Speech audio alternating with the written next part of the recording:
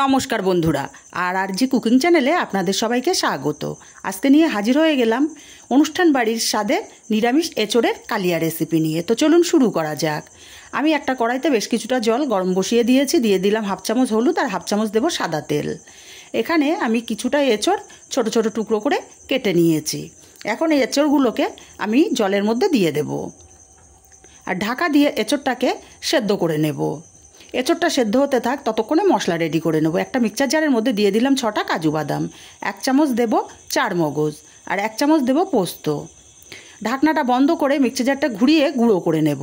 দেখুন এখানে ভালো মতো গুঁড়ো হয়ে গেছে।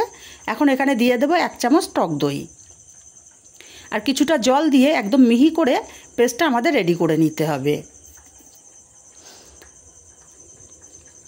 সুন্দর মতো মশলার পেস্টটা আমার রেডি হয়ে গেছে। এখন এটা এক সাইডে রেখে দিয়ে আমি আর একটা মশলা রেডি করে নেব। একটা বাটির মধ্যে 1 চামচ পরিমাণে আদা বাটা নিয়ে নিয়েছি, দিয়ে দিলাম 1 চামচ লঙ্কার গুঁড়ো, এটা ঝাল লঙ্কার গুঁড়ো, হাফ চামচ হলুদ, 1 চামচ ধনে গুঁড়ো, হাফ চামচ জিরে গুঁড়ো আর দেব 1 চামচ চিনি।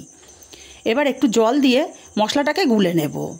রান্নার আগে যদি গুঁড়ো মশলা এইভাবে গুলে রান্না করা হয়, মশলাটা ফুলে যায়, ফুলে বাটা মশলার স্বাদ চলে আসে।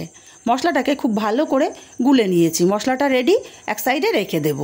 আর এদিকেও এতক্ষণে এঁচোড়টা আমার ভালো মতো সেদ্ধ হয়ে গেছে। আমি চেক করে নেব এঁচোড়টা কেমন সেদ্ধ হলো।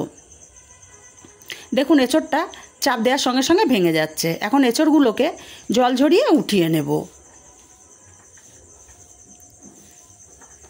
এঁচোড়গুলো উঠিয়ে নিয়ে কড়াই পরিষ্কার করে কড়াইটাকে আমি বসিয়ে দিয়েছি। আর কড়াইটা গরম হয়ে গেলে এখানে 4 চামচ পরিমাণে তেল দিয়ে দিলাম। তেলটা গরম করে এখানে দিয়ে দেব কেটে রাখা আলু। আমি আলু বেশ একটু বড় বড় টুকরো করে কেটে নিয়েছি। অল্প একটু লবণ দিলাম, সামান্য একটু হলুদ দিয়ে আলুগুলোকে নাড়াচাড়া করে লাল লাল করে ভেজে নেব। এতে আলুগুলো খেতে খুবই ভালো লাগবে আর আলুগুলো খুব সুন্দর মতো সেদ্ধ হয়ে যাবে। আলুগুলো ভাজা হয়ে গেছে। এখন আলুগুলোকে তেল ঝরিয়ে উঠিয়ে নেব।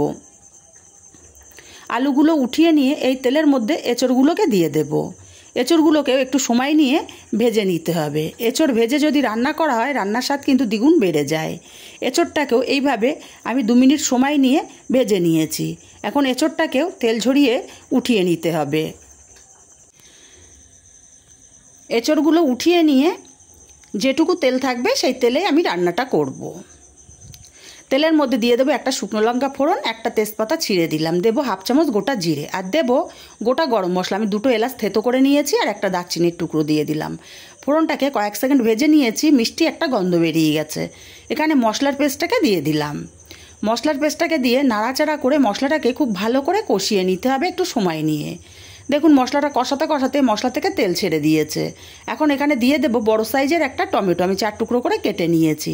অল্প একটু লবণ দিয়ে দিলাম, এতে করে টমেটোটা তাড়াতাড়ি সেদ্ধ হয়ে যাবে। টমেটোটা কষিয়ে নিয়েছি, টমেটোটা বেশ নরম হয়ে গেছে বা গলে গেছে। এখন এখানে দই, তারপরে কাজু, পোস্ত, চারমগজের পেস্টটা দিয়ে মশলাটা খুব ভালো করে কষিয়ে নিয়েছি। মশলার থেকে তেল ছেড়ে দিয়েছে। এখন ভাজা এঁচোড় আর আলুটা দিয়ে দিলাম, দিয়ে দেবো স্বাদ মতো লবণ। সময় নিয়ে এঁচোড় আর আলুটাকে মশলার সাথে কষিয়ে নিতে হবে। আমি মিনিট 2 সময় নিয়ে এঁচোড় আর আলুটাকে মশলার সাথে খুব ভালো করে কষিয়ে নিয়েছি।